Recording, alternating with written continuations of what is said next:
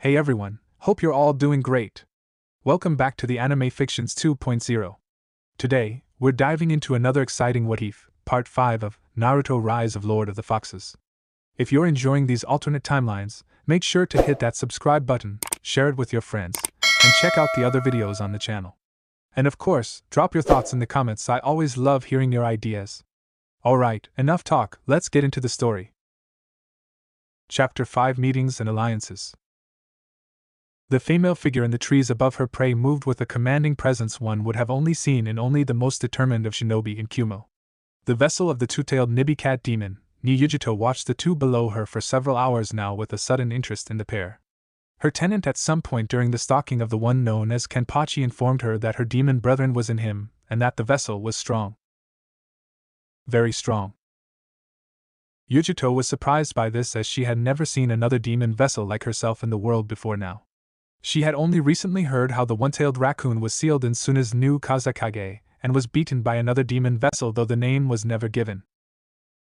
So this is him, Nibi, thought Yujito, wondering how strong the boy really was despite his young age. Yes. I can feel the fox's chakra even from within you.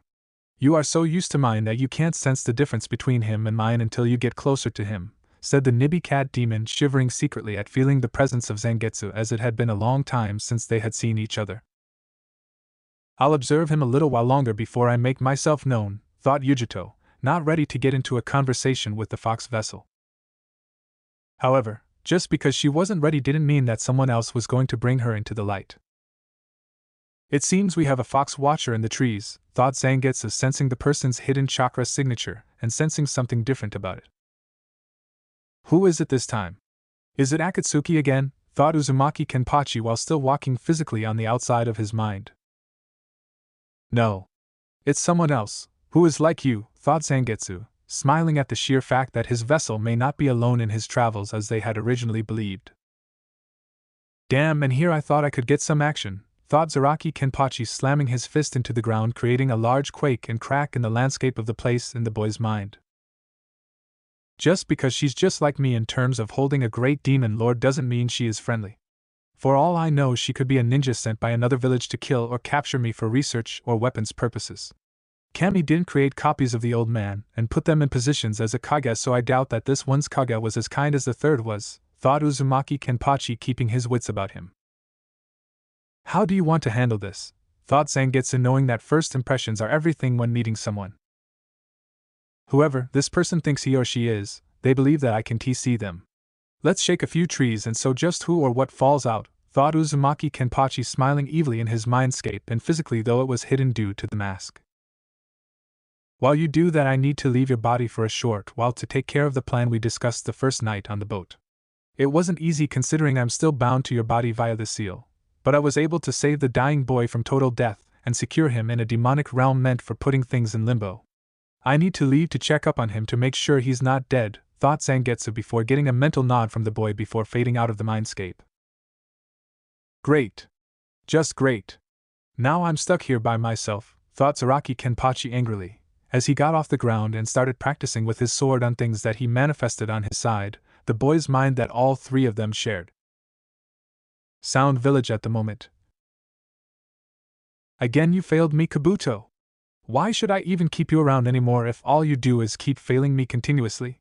Said Orochimaru, who was now angrier than he had ever been before since his old teacher sealed both of his arms into the Shinigami during their final battle against each other. I can still feel the phantom pain from that moment even now, thought Orochimaru, as he clenched his fist to block it out and focus on an injured Kabuto, who had a hard time healing his injuries due to the nature of the attack that hurt him and killed the Sound ANBU team on the mission. I apologize for the failure 1,000 times over, Orochimaru-sama, but it was not my fault as the vessel's power far exceeded my own.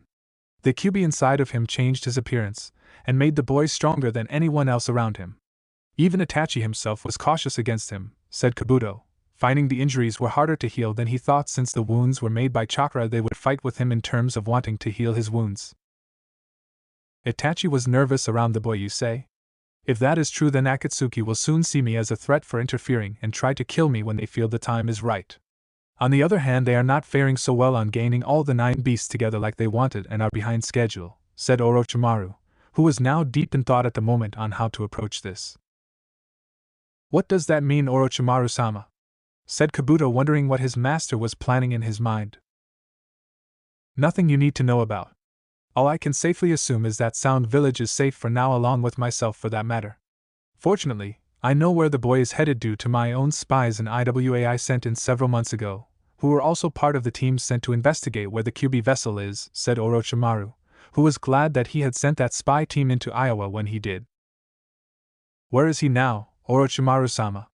Tell me and I will retrieve this time, I swear it," said Kabuto, only to be silenced by the glare the snake Sannin made to his right-hand man.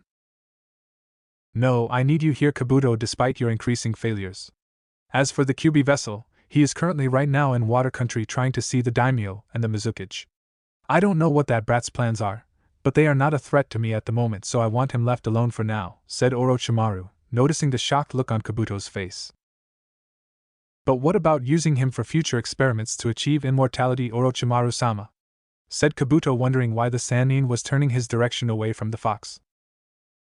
"We have no one to spare or the resources to do it. We have no access to a proper port, and we have no allies or contacts for our ninja to go into Kumo to get to water country. I can barely replace the ANBU I sent you on your mission as it was, and now they are all dead except for you," said Orochimaru, seeing Kabuto bow his head in shame again at the mention of his failed mission. "What do you wish for me now, Orochimaru-sama?" said Kabuto, wondering what new assignment the man may have for him. "Nothing for now at the moment, you fool, and certainly not in your condition with all of your wounds not healing properly. Get them fixed up before coming to see me tomorrow for recruiting new ninja into our ranks," said Orochimaru, now waving his right-hand man away from him, which the glasses-wearing boy graciously did. Water country with Uzumaki Kenpachi. Yujito cursed herself for being careless, not realizing that the boy before her could have possibly sensed her, even when she thought that he, or rather his tenant, couldn't. It was her fault that she had forgotten that all of the nine-tailed beasts could sense each other no matter the seal in place, as their chakras were similar yet different in terms of power. Instinctively, Yujito jumped from her tree high above, seeing it, only a second later, fell down with a loud crash, as she landed in another tree. "Damn it!" said Yujito, looking down at her attacker only to find he wasn't there, only the fox girl, who just waved at her like all was right with the world. It wasn't until she heard a jingle from a bell behind her that she started to sweat in worry. "For someone who supposedly has a demon inside of them, you're not very fast when it comes to moving," said Uzumaki Kenpachi behind the woman, who turned around and saw the boy looking at her with that scary-looking mask. "How did you move so fast that I didn't sense you?" said Yujito, leaping to another tree to keep herself at a safe distance while her Nibi chakra was starting to flare around her.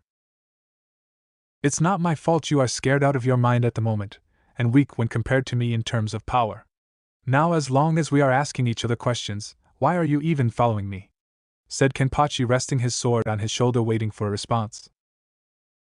"I saw a trail of dead bandits and thieves, which got my demon curious, so she told me to follow the blood trail to the source of the one who spilled it," said Yujito, pulling out a kunai should she need it for a battle with this masked kid. "And you saw me, you just assumed by the massacre I created earlier that I might be one of the members of Akatsuki, right?" said Kenpachi, tapping the flat side of his sword on his shoulder. "I did at first, but then I saw that you did not wear their standard clothing of red clouded black cloaks or their straw ceremonial hats. After that I decided to watch you until I could determine just who and what you were from the shadows," said Yujito, letting her demon's chakra give her further strength to intimidate her opponent. Spoken like a true ninja. Trying to look underneath the underneath, as they call it, but I assure you, Yuichiro and I are not a threat to you since I have no grudge against Kumo at the present moment in time, said Uzumaki Kenpachi, putting away his sword, seeing a potential ally in the woman. "You think I'm working for Kumo?" said Yujito, lowering her power slightly, wondering if the boy was being honest with her about not being a threat. Though she had a feeling it was the other way around. "You wear their standard ninja uniform. Are you telling me you left the services of Kumo and have become a missing ninja?" said Kenpachi, looking at her curiously, wondering if she left for similar reasons he did. "I left because the third Raikage is retiring soon and his successor wants to use me as a mindless weapon and put a collar seal on me that will bend me to his will like a pet. The soon-to-be fourth Raikage is a pig of a man that sees me as a creature meant to serve him until I am useless to my village and his fantasies. The only reason that he was even remotely considered to be the third successor is because he's the second strongest person in the village, not counting the third, who is getting on in his years. Not only that, but 2 of the members from Akatsuki started to chase me recently and tried to capture me. I came here to save my village and myself from that dreaded organization's wrath, said Yujito, getting a nod from the masked warrior, who seemed to understand more than she thought. Truly a noble thing you did as a former ninja of Kyuubi, but such a move will have drawbacks to making such a choice, said the masked Uzumaki, looking down at Yuichiro, who once again waved at him as if all was right as rain. I know I can't go back to Kyuubi, and I do not want to as long as that pig of a man is the wreckage of Kyuubi. I had hoped to start somewhat fresh here in Water Country and fix the problems popping up here. I figured it would get me some recognition with the Mizukage and a new life in Mist itself, said Yujito, knowing that if one village isn't treating you well, move to one that will. You don't want to enlist as a Mist ninja right now either, since both he and his brother of a daimyo are both pigs in a way we both despise in people, said Kenpachi, jumping off the tree and landing lightly in front of Yuichiro before picking the girl up. Well, I can't stay a missing ninja forever, said Yujito, jumping down from her tree as well, not believing that she was discussing this with the kid, who looked several years her junior. No, you can't. However, if you team up with me and Yuichiro here, I think we can help each other out so that the Mist Village and Water Country for that matter are no longer having problems. You in? Said Uzumaki Kenpachi, extending his hand to her, which the woman looked at for a moment before accepting, knowing she had better odds against her foes if she was with someone like her. I'm in for now, but I don't babysit little pipsqueaks like the one on your shoulder, said Yujito, looking at the pouting girl, who stuck her tongue out before at the female demon vessel. Pussy-chan is just jealous, Ken-chan is stronger than her, said Yuichiro, getting shocked looks from both Uzumaki Kenpachi and Yujito, who looked flushed red with both anger and sheer embarrassment at hearing such a nickname being given to her. What did you call me? Yelled Yujito, ready to strangle the little fox girl, who along with the kid just laughed at her nickname. I think she meant in terms of her nickname for you being cat-related, since you hold the two-tailed cat demon inside of you, said Zangetsu, appearing beside his vessel, done with his previous business and literally scaring Yujito up another tree. Who the hell are you? Said Yujito, as her anger flared around her in the form of chakra, both hers and the demon's, as she landed on the ground yet again. My name is Zangetsu and I am the boy's demon that lives inside of him, just like my old friend Yoruichi is in you, said Zangetsu, seeing the shocked look on the woman's face. So you know, huh? Been a long time, hasn't it, Zangetsu? Said Yoruichi, now appearing in similar fashion that Zangetsu did, only leaving a small trail of fire as she did. Yes, it is, and you're still a show-off as ever. Trust me when I say that this kid won't sell you out to anyone and that he's probably the only person who will fight for a friend with everything he has, said Zangetsu, giving off a chuckle before he went back inside, with Yoruichi nodding before doing the same and re-entering Yujito. Satisfied, miss? Said Uzumaki Kenpachi, waiting for the woman to tell him her name. Ni Yujito, and yours is? Said Yujito, imitating him and asking for his name as he did for hers. Uzumaki Kenpachi, at your service, Yujito-san, said Uzumaki Kenpachi before bowing his upper body slightly, with Yuichiro simply waving at her, not really knowing the whole thing about formality. And the run on your back? Said Yujito, having forgotten the fox girl's name. My sweet and innocent adopted daughter, Uzumaki Kusanagi Yuichiro, said Kenpachi, who saw Yuichiro smile at her cute smile that could melt almost any heart. It's so nice to meet you, Pussy-chan, said Yuichiro, making Kenpachi's sweat drop, while Yujito's face planted onto the ground at the nickname before getting up with her face now all red. Stop calling me that, said Yujito, while Yuichiro just laughed at the woman's discomfort at the nickname, not realizing it could have implied something else. Ken-chan, Pussy-chan is yelling at me, said Yuichiro, switching from happy mode to sad mode, making tears appear in her fox-like eyes, which made Ken-chan go into a very angry person mode. It would be wise to not make Yuichiro cry, for when she cries I get angry, and when I get angry I get the urge to kill whoever made her cry, said Kenpachi, letting out some chakra pressure that brought Yujito to a standstill. There is so much pressure coming off his chakra I can barely stand, much less breathe right now, thought Yujito, knowing if she had been weaker and without Yoruichi she would have collapsed from the strain of Kenpachi's might. When Kenpachi released the chakra pressure, Yujito found herself breathing heavier than usual, which didn't go unnoticed by the young warrior. We should get moving and head for Wataga to see the daimyo so we can get his permission to join Miss Village, said Kenpachi, seeing the woman's expression of curiosity in what he just said. You want to join Hidden Mist? Why? You said it yourself, they are a bunch of pigs. Why not slaughter them both and be done with it? Said Yujito, not understanding the boy's unique not to mention strange idea. I know Yujito-san, but I won't risk having loyal followers of both those two hounding all of us should that happen. As much as I would like to hang those two by their intestinal tract, I have something better in mind for the two bastard brothers. It would be even more convincing if I had your help in the matter, Yujito-san, said Kenpachi, knowing that the word of a stranger and his nicknamed fox of a little girl didn't have much credibility. What's in it for me? Said Yujito, knowing that if there was a payoff in the end it had to be pretty freaking huge to get her to back him up. How does being the new Mizukage of Mist sound to you? Said Kenpachi, getting a very surprised look from Yujito, who looked like she was about to either faint from shock or faceplant because she thought the plan was stupid. Excluding the reward for her, of course. You mean become the water shadow of Mist? Are you nuts? Said Yujito, hoping the kid had a plan or else she was jumping ship right now. No. I'm just saying if the plan works out, Mist will have a new Kage, who will get rid of this stupid civil war that's going on, said Kenpachi, explaining the situation to her and the plan to pit the two brothers together, thus allowing them to be taken out when they were at their weakest. So you think they are the ones that caused the whole thing? Said Yujito, wondering why the bloodline civil war started in the first place.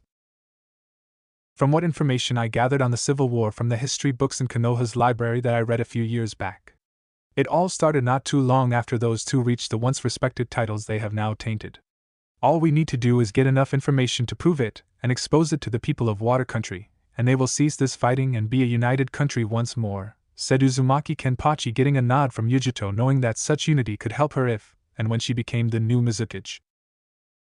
Just remember, Uzumaki-san, when this is over you will address me as the Mizukage, all right? Said Yujito, hoping this kid knew what he was doing. No problem. Just remember, when I start my own village you will refer to me as the great and powerful Shikage, and we form an alliance with one another, said Kenpachi, smiling at the woman behind her mask that was nearly parallel to his mask. Go Ken-chan, said Yuichiro, thrusting a tiny arm and fist into the air, while Yujito just sweat dropped at the girl's antics, wondering just how the fox child was going to develop in the future. It could be worse, I suppose, thought Yujito, leading them to Wataga to see the daimyo and to carry out their plan. Not too far away, Rin left the sanctuary of her average size yet still concealed at home to look for some herbal plants to make medicine she might need for the people that came to visit her. When they couldn't afford to go to the capital of Water Country's expensive hospital that charged outrageous prices, and secretly set up shop in her own home, giving what help she could to the suffering that needed treatment. After the Kyuubi attacked Konoha and the Yondaime died, sealing the beast in a boy, she couldn't take the growing losses anymore. She didn't know if she would have hated the boy containing the fox, but she wasn't sure she would want to help him either. Now here she was living a life of self-exile, healing the sick and the suffering using what medical skills she acquired during her ninja training. She shamefully admitted to herself that it was fortunate that due to the chaos within Mist that her skills weren't rusting away like some shinobi do when they take such exile. As Rin picked some of the rare herbs she saw growing, she thought back to the days when it was her days on Old Team 7, and how they did all those crazy D-ranked missions that all genin hated. Poor Obito had to use his Sharingan just to prevent the daimyo's cat from mauling him when it was caught, thought Rin, thinking back to that one D-ranked mission after Obito got his bloodline limit active after the dangerous mission prior to that one. Look Ken-chan, there is a tattoo-faced lady near that tree, said a girly voice, clearly that of an innocent child, which surprised Rin greatly since innocence was not something you would find in Water Country. Looking up more at the direction of the voice, Rin saw a well-built boy or man wearing a fox-like skull on his face with spiked hair with bells on the very tips of the tallest ones. He wore black with different lines of blood red along other parts of his clothing, and he reeked of blood from a fight several days old, judging by the way the wind picked up his smell, sending it in her direction. Who are you? Identify yourself, said Rin, wishing she wasn't in a simple housewife-looking kimono of navy blue and gray coloring with her weapons back at the house. The name is Uzumaki Kenpachi, former ninja of Konoha. The fox girl on my shoulder is my adopted daughter Uzumaki Yuichiro, and the woman with a kunai in hand behind you is Ni Yujito, formerly of Kyuumo. What is your name? Said Kenpachi, getting a shocked look from Rin, who never sensed the woman behind her. The name is Rin. Inuzuka Rin, and former ninja of Konoha, said Rin, hoping it would give a reaction in which she could gauge these three people before her. Though the one with the mask was possibly the scariest of them all. Inuzuka? As in that flea-covered dog clan that thinks more about marking their territory than it does about its friends? Said Kenpachi, slightly irate at hearing the last name of the dog clan whose one member he despised so much during the Chunin exams, trying to take his former dream away. Even Yuichiro seemed to scowl slightly at the name, if her mood from her chakra was any indication, though considering she was part fox could have been a factor. You dislike my clan? Said Rin, feeling that she should show some loyalty to them even though she knew they would probably not return it. As much as a cat hates taking a bubble bath, said Kenpachi, seeing Yujito hiss under her breath, not liking that one bit.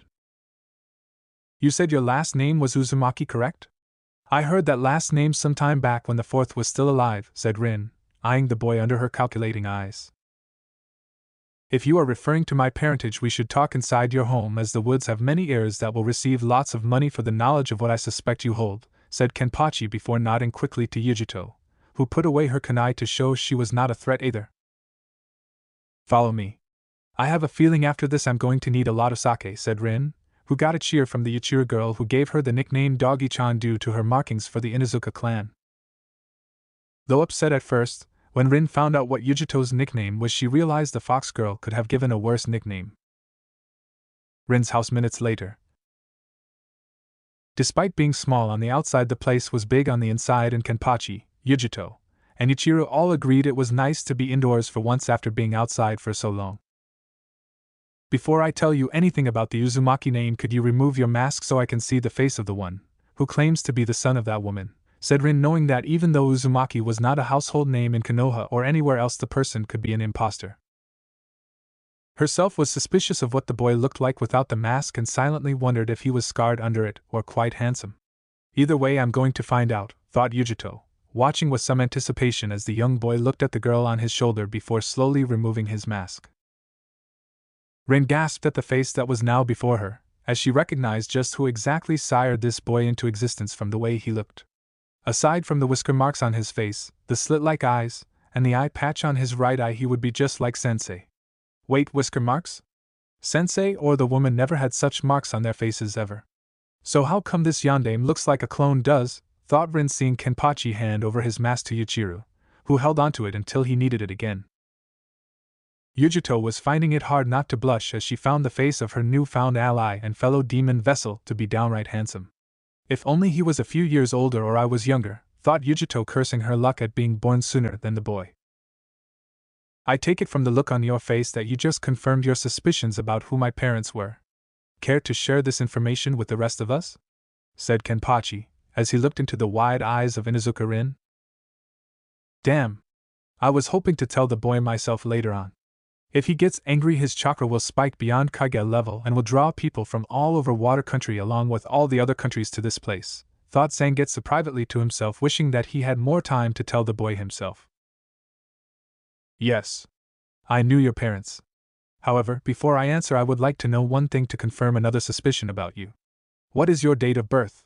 Said Rin, hoping those whisker marks were not what she thought they were from. October 10th, on the day the yandame sealed away the nine-tailed fox at the cost of his life. Why?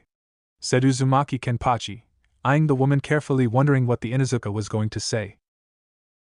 It's as I feared. You are the demon fox's vessel, said Rin before seeing Naruto's one visible eye narrow and his hand reaching for his sword should he need to use it. You feared? My dear, you don't mean the word, much less the term, until you've walked a day in my sandals the instant I could walk. Whatever horror you suffered on a mission or in Konoha is nothing compared to my life growing up, said Kenpachi, as he now gripped the hilt of his sword firmly. It's not that I hate you for holding the fox, it's just that your father wanted you to be seen differently in that regard, said Rin, knowing had she not just said that, she mostly likely would have been a headless corpse. What about my father? Who was he? Who was my mother? When I was younger, the people spoke the name Uzumaki. They said it with hate. But not just because of me. It was for another reason, wasn't it? Said Kenpachi, snarling at the woman, who no doubt knew the secrets he so desperately wanted to know about his family. Your mother's name was Uzumaki Kushina, who came from the land of Whirlpool, and your father Isis, said Rin, though she couldn't bear to tell him if what he had just told her was true about his life growing up. I'm going to say this only once. Who is my father? Said Kenpachi, getting very upset with the woman to such a degree that Yuichiro leaped over to Yujito for comfort. Your father's name Isis Minato Namikaze. Also known as the 4th Hokage of Konoha and my Jounin sensei when I was a genin, said Rin, looking away in shame at not being there for the boy growing up. Oh shit, thought Sangetsu while getting a similar reaction from the spiritual sword form of Zaraki Kenpachi, knowing that the shit hit the fan, and it was time to duck and cover. Surprisingly, the state of Uzumaki Kenpachi in terms of reaction was surprising, as well as disturbingly calm, though his eye not covered by the eye patch was filled with rage and the eye patch on his right eye was sparking chakra, meaning it was being force-fed a great deal into it at the moment. Excuse me for a moment, while you three stay here. Don't move, said Kenpachi, looking back at the worried and scared trio before leaving them for the outside, as they were now wondering what the boy would do, though they had a pretty good idea. Is it true? Said Yujito, trying to ignore the weight on her left shoulder while looking at Rin. Every word I just told him was the truth, and I think because I told him I hurt him more than anyone else he knows, said Rin with a saddened look on her face, only to freeze in horror as a blood-curdling scream outside the house hit their ears and an intense amount of pressure of chakra hit them like one of Tsunade's punches to Jiraiya. Only this time this power was worse. Damn you, father! Yelled the Uzumaki Kenpachi outside, as the inside of the house started trembling at sheer force of his power, his eye patch blowing clear off, as it could no longer feast on the amount of chakra being fed into the tiny mouths of the patch itself. Rin, Yujito, and Yuichiro dared not try to move as the floors cracked, the windows were destroyed, and the whole house itself was shaking like it was in an earthquake, shaking the building down to its very foundations. What's more was that the rage, the pain, and the betrayal that the Fox vessel felt was felt throughout the elemental countries, making all who felt from Iwa to Akatsuki tremble. In Suna at the moment, Garin nearly collapsed from dehydration from sweating, and not just because of the desert heat, as he felt the echo of this monster that had now been unleashed. It is times like this that I am grateful to whatever deity showed me mercy and gave me a friend like you, thought Gaara while hearing his demon Shikaka slightly howling in his once tormented head, almost picturing the psychotic creature running around in a circle. In Konoha at the moment, various reactions came from the people of this once great hidden village that sired the greatest Hokage of its time, and his son that would become its destroyer. Those that supported Naruto, though the minority was not so much minor anymore, as the younger generation of Konoha were no longer listening to their parents in that regard. It seemed that the hatred for the boy would die with the older generation, and only a small few from the younger that still followed them. When the hidden village felt the intense rage from within the large and vast power of the chakra-enhanced pressure, it frightened everyone, as they thought the Kyuubi had returned to kill them all. They went to the Hokage herself to try and reason with the demon, only to be kicked out and sent to Ibiki and Anko, who took great enjoyment from their work. That and a significant pay increase, considering they were also affected by this animalistic force of nature that seemed to make even Kami himself tremble in fear. For Sasuke, he could tell even without his Sharingan just who that power belonged to, as he had felt that rage in his fight at the Valley of the End. Only now it was more intense, more hate-filled, and more powerful than Sasuke had ever felt in his life. Naruto, when the time comes, not even your demonic chakra will save you from me, and when you die I'll not only take the title of Hokage from you, but the Hyuga girl that loves you too, thought Sasuke, thinking of various ways to make the Hyuga heiress submit to him like all were meant to before an Uchiha. Uchihas were invincible, and Sasuke had every intention of making everyone remember it. Back at Water Country, it took a moment for the rage of one Uzumaki Kenpachi to calm down, wondering why he was never told. Why was his sensei never told? Or if the backstabbing team even knew of such truth? Did the whole village secretly know and just say screw his father, thinking they were invincible and wouldn't face punishment in the afterlife? Why didn't old man Hokage try to protect him more? Did he somewhere in his aging heart hate him too? Many of these types of questioning thoughts ran through Kenpachi's head like Lee in his runs around Konoha if he were on a sugar rush with his weights off. When this is over, my questions will be answered and a lot of heads are going to be removed from their bodies. I swear it, thought Uzumaki Kenpachi before forming a Rasengan and slamming it into a nearby tree, making the wooden creation of life explode into 1,000 pieces. That one tree was just a sign of the violence that would be created by Uzumaki Zaraki Kenpachi, that would be the future death shadow of the hidden Shinigami village. Walking back into the house, he saw that Rin and Yujito were on their knees, shaking from what appeared to be nearly being crushed to death by his overall assault. Yuichiro was still standing up, though she was breathing heavily for a moment, and though she seemed to be straining to stand, the young girl looked up at him concerned. "Are you all right, Kenchan?" said Yuichiro, surprising her father even more, along with the two still struggling to stand up, wondering why the girl asked such a question. "I'm feeling better, Yuichiro." "Yusuri Rinsen for that small outburst," said Kenpachi, though he didn't feel like he should apologize for anything. Small outburst. What happens when he is huge, thought Yujito, with the Nibi cat demon Yoruchi sweat dropping in the back of her mind. It's all right, Kenpachi-san, I just never expected so much power to come from you all at once," said Rin, feeling like her legs were made of jelly for a moment. "Here's your eye patch," said Zangetsu, appearing behind Kenpachi and handing it to him before the fox vessel put it over his right eye. "Kenchan, was the leafy place you live in meant to you?" said Yuichiro, now on his left shoulder again, as if that was her special spot in the world around the tall boy. "Yes," said Kenpachi, simply not wanting to go into it any further. "Well, if they're your enemies, then they are my enemies," said Yuichiro, as if it were the simplest thing in the world. "Whatever you say, Yuichiro," said Kenpachi before smiling at her and scratching a spot under her chin, making the girl giggle and purr at the treatment she was getting. "So Uzumaki-san, Nisan, just what brings you to Water Country anyway?" said Rin, in the hopes she could get some information in regard to their travels. Yujito looked at her fellow demon vessel, wondering if he should answer or her, since this would be a touchy subject. She heard Kenpachi give off a small grunt, and a smaller jingle-like sound from his bells was briefly heard. How they stayed on his head after his outside performance Yujito would never know. "I'm tired from all that I've learned, and I need to wash up from all the people I've killed recently." "So does Yuichiro, just from being around me," said Kenpachi, as his clothing was covered in dried blood, with Yuichiro only partially since she came in contact with him. "One of the many reasons I chose this spot was because I could have my own indoor hot spring here without the prying eyes of a possible pervert peeping on me. It's down the hall and to the second to last door on your left. Leave your clothes outside the door and I'll wash them for you," said Rin, pointing to the direction of her little personal indoor hot spring. "Thanks, Doggy-chan," said Yuichiro, waving at the woman before the girl vanished from view from the slightly ticked Inuzuka and the snickering Nibi demon vessel. "Something tells me she's not going to give up on calling you that nickname," said Yujito, smirking at the woman in front of her, who had several red tick-like marks on the corner of her face before she developed her own smirk. "Better than being called Pussy-chan," said Rin, seeing the other woman's face grow red and hiss like a cat, while soon after muttering to herself how degrading her nickname was before she looked at Rin, and they laughed. However, it ended soon, as Rin asked Yujito the serious question that needed answering for the self-exiled Inuzuka.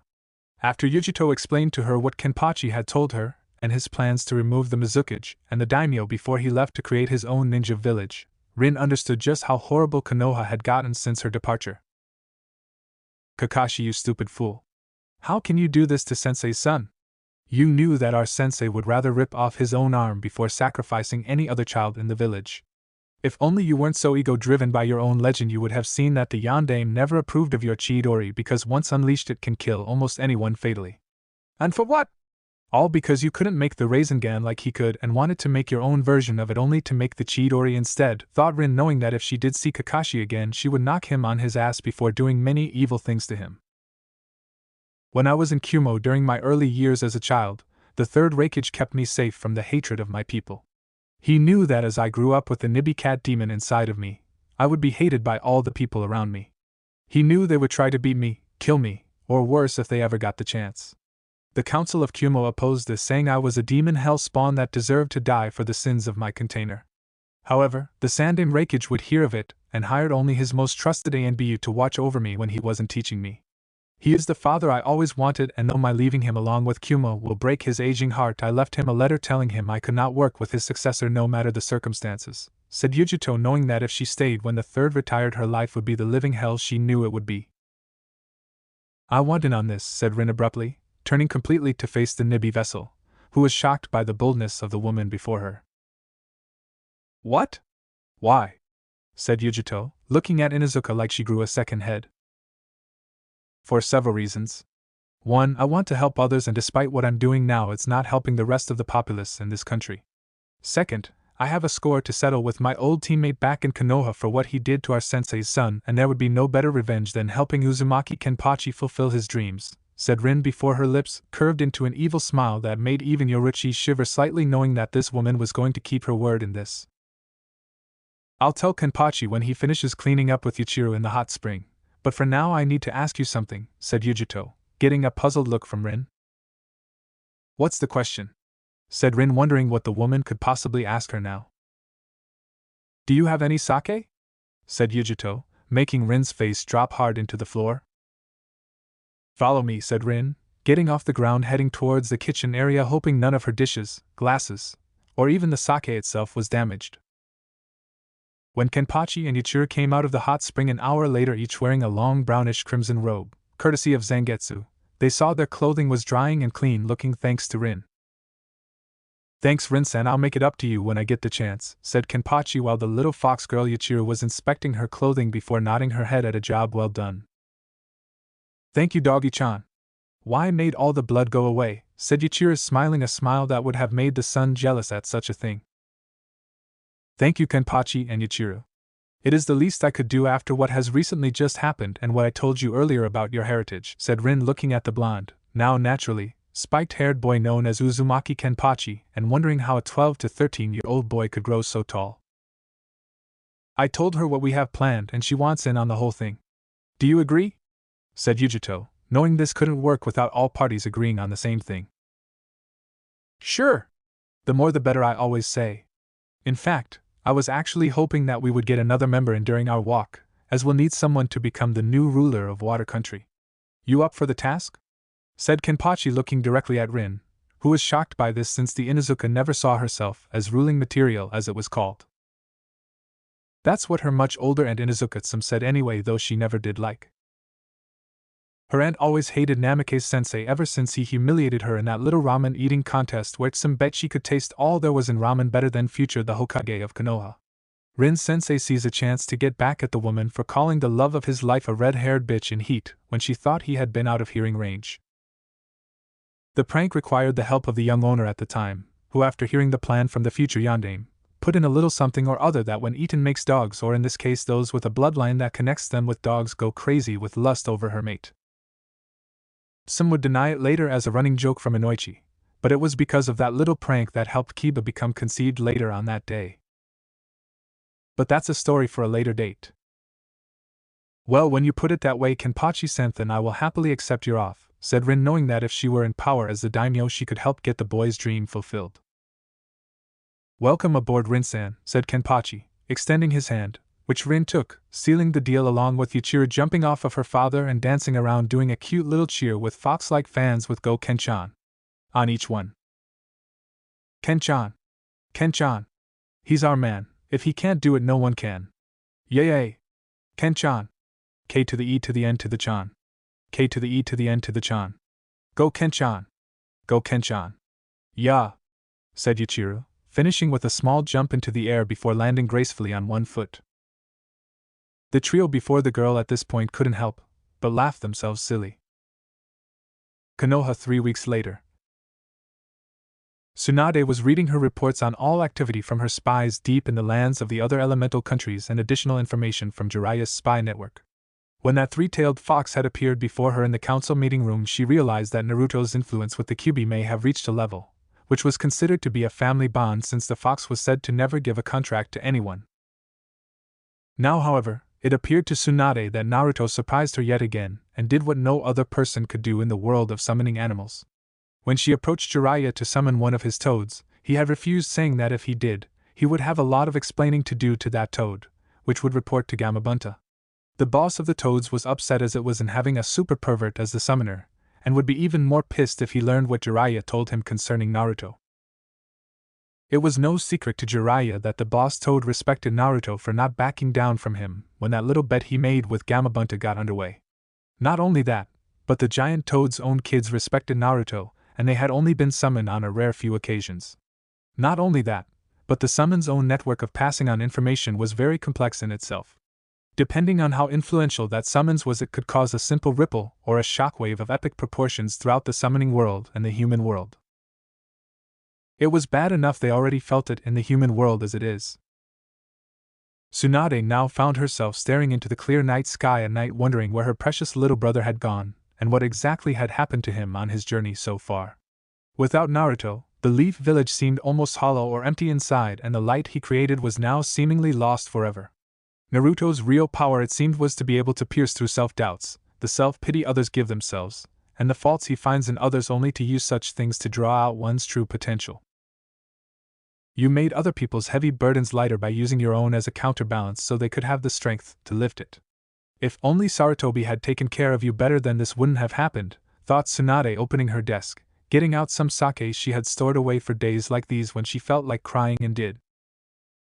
Tsunade-sama, I have a response from the Fire Daimyo, said Shizen, opening the door to the Hokage's office to see her teacher, who was just moments away from drinking what would soon be many cups of sake and getting stone cold drunk. Give it to me, I need to know what his answer is, said Tsunade, hoping for some good news for once. It was one of those very rare times that she was thankful for Jiraiya having a large income when it came to his selling of those perverted books he writes. It was that single lifeline alone that had kept the Leaf Village from falling apart faster than it already had, and the social chaos that would have ensued. At the moment, though, despite the immense income Jiraiya was putting out to help keep Konoha afloat, it still wasn't enough, and such a well of a resource was bound to dry up sooner than later. It was the reason she sent a letter to the Fire Daimyo pleading her case to the man that without additional funding within the 3 years to come, Konoha could not properly hold the Chunin exams they were scheduled to hold soon.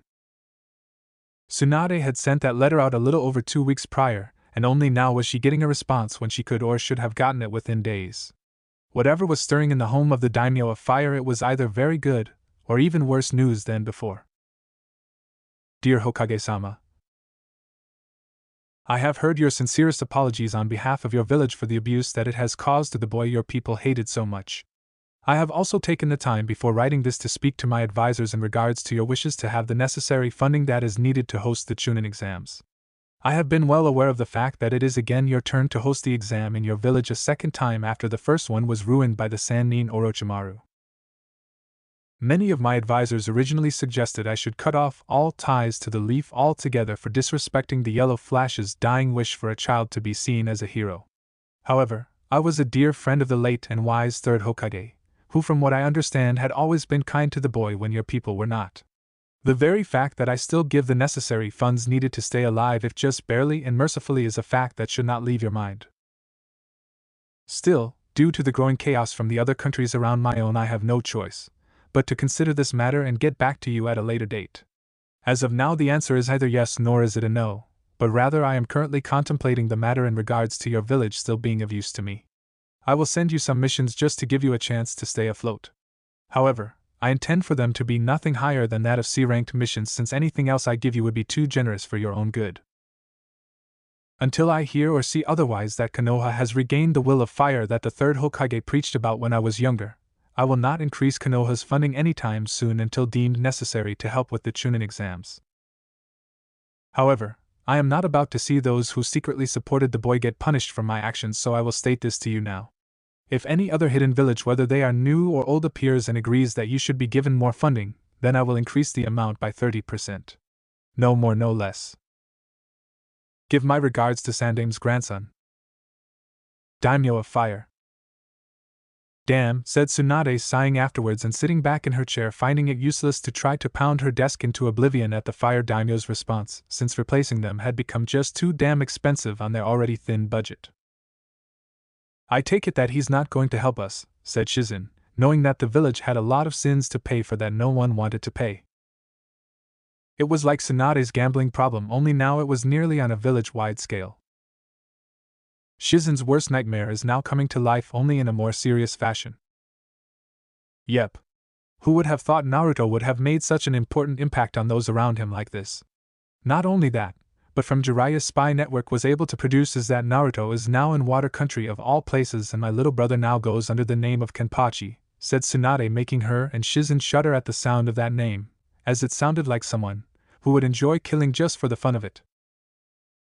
Isn't there anything else you can do, Tsunade-sama, to compel or convince the Lord of Fire to give Konoha the necessary funding? Said Shizen, wondering if her teacher and one person left of her family in the village could try to keep it afloat. Not unless you know any hidden village that will back us up in our time of need and support our efforts to get more money to fund Konoha, said Tsunade, wishing she could make that miserable man of a former sensei Hatake Kakashi pay, but couldn't due to his special status as a member on the council. If we were to get Naruto to come back, I'm sure we could show him that not everyone hates him like he thinks they do, said Shizen, knowing that despite all that had happened she wanted to show the boy that there were people who still cared. I would have better luck at the casinos than trying my hand in that attempt, said a tired-sounding Tsunade, wishing to herself that her luck was better so she could try and find him. Demonic realm of Limbo.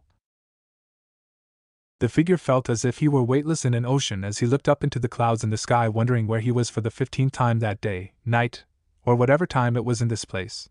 1 minute he was fighting that strange drunken fist taijutsu fighter named Rock Lee, and then that sand kid named Sabaka no Gara later on. Then before he was about to claim victory, his body gave out after using the last of his chakra to use his deadliest of attacks. When he died, he felt his soul leave his body, though only partially, as part of him wanted to stay, wondering if his lord and master, the snake Sannin Orochimaru, was able to retrieve that Uchiha kid. It was why, despite him dying, the albino Sound 4 member truly refused to be dead just yet, wanting to return to his master and serve him if just one more time. It wasn't until a few days later that he showed up and took him from the world he knew, telling him that death could not touch him yet, for his power was still needed. And now here he was, the former member of the Sound 4, in a place that was neither heaven nor hell, though it looked closer to the latter. You're awake again, I see, said Zangetsu, appearing before the albino-looking boy only a few years older than the one who was his vessel. Why am I here? You never told me when I asked you originally, said the boy, looking up at the crimson-robed figure, who just looked down upon the hovering warrior. You are here because my vessel, Uzumaki Kenpachi, wants you to live and fight for him like you did for Orochimaru. He saw how loyal you were to the snake Sannin, even though you were not corrupted like the others were with the curse seal on your chest, which I also removed before taking you here, said Zangetsu, seeing the boy before him open his eyes wide at such information. I can't betray my master. He gave me a purpose when I had none, said the albino, as he wished to stay loyal to the snake Sannin despite the fact that had he been healthy, his body was only to be used in keeping Orochimaru alive for another 3 years. Instead of trying to save your life or heal you, Orochimaru moved on to simply go and find another body he could attach onto. Face it, boy, your former master is a parasite that leeches off the life of others and needs to be put out of his misery before he can cause further harm to others. The only reason he kept you around was because you could still fight until you died from your lung condition, which I might add I removed from your lungs, said Zangetsu, lifting a finger and rotating the white-haired boy up until standing upright in front of the fox demon. You healed my lungs? I was told by Orochimaru-sama that Kabuto could not do such a thing with his medical expertise, said the shocked albino, who saw Zangetsu shake his head at the naive former Sound Ninja. By humans' hands, yes. But as you can see, I am not human, said Zangetsu, knowing there were arts of healing known only to demons to such diseases of the lungs. Nothing is for free, and with saving my life comes a price. What is the price of my newly restored life that I must pay? Said the boy, knowing that whatever it was, he would have to do it. I have spent some time looking into your memories while you slept, and I have seen your devotion to Orochimaru, and how your loyalty to him was on a fanatical level. You would happily end your life if need be to let him live a second time if ordered to by him. That is the kind of loyalty that I want from you, boy. That is the type of loyalty I want you to give my vessel and your new master when he commands to follow his orders no matter what they may be, said Zangetsu, knowing that if the once this former warrior of the snake agreed to serve Kenpachi, it would make him a servant of the fox. A fanatically loyal servant at that. Very well. Orochimaru may have given me a purpose in life when I was pressed for time, but you and your vessel have given me a new chance at life. A chance to possibly rebuild my clan from the very ashes of its near ruin from all the fighting they did and missed. So from this day forward until the day I die, I hereby pledge my undying loyalty to you and Uzumaki Kenpachi, said the albino, earning a satisfied nod from Zangetsu. Good. I am the fox demon Lord Zangetsu, and when you are healed properly you are going to go back with me to Mist, said Zangetsu, seeing the boy look at him with fear due to the past history he had with that village. May I ask why, Zangetsu-sama? said Kimimaro, wondering why one of his new masters would send him back to such a hellish place. It's quite simple. We are going back to Mist to fix the problems there before we leave with my vessel and make our own hidden village. One that will rain down his fire and vengeance upon all those who have wronged my vessel and have made him suffer, said Zangetsu, telling the boy everything he needed to know about Kenpachi's life and the betrayal by Hatake Kakashi. Good. Now tell me your name, said Zangetsu, wanting that to be the first order given to the boy before him. My name is Kagae Kimimaro Zangetsu-sama, and my new life is yours to command, as you see fit, said Kimimaro, bowing his head, though with some slight difficulty. Good answer. I expect nothing less than good things from your revival, Kimimaro. Now sleep and rest you, as you still have some healing to do before we can head to Mist, said Zangetsu, waving his hand over the albino's face, making the sad boy fall asleep. After Kenpachi takes care of Water Country, you're next to go Orochimaru, and what better way to kill you than by the hands of your most loyal now former bodyguard to end your miserable existence, thought Zangetsu, smirking, knowing he was going to enjoy seeing the Sannin die. Thanks for watching. I hope you had as much fun as I did putting this epic what if together. Make sure to smash that like button, subscribe, and hit the bell icon so you never miss a single twist in the story. Drop your thoughts, theories, or even wild ideas in the comments. I read every single one. And hey, if you're craving more awesome Naruto content, go check out the other videos on the channel. I've got plenty of heat waiting for you. Until next time, stay sharp, stay awesome, and remember, even a shadow clone needs love. Peace out.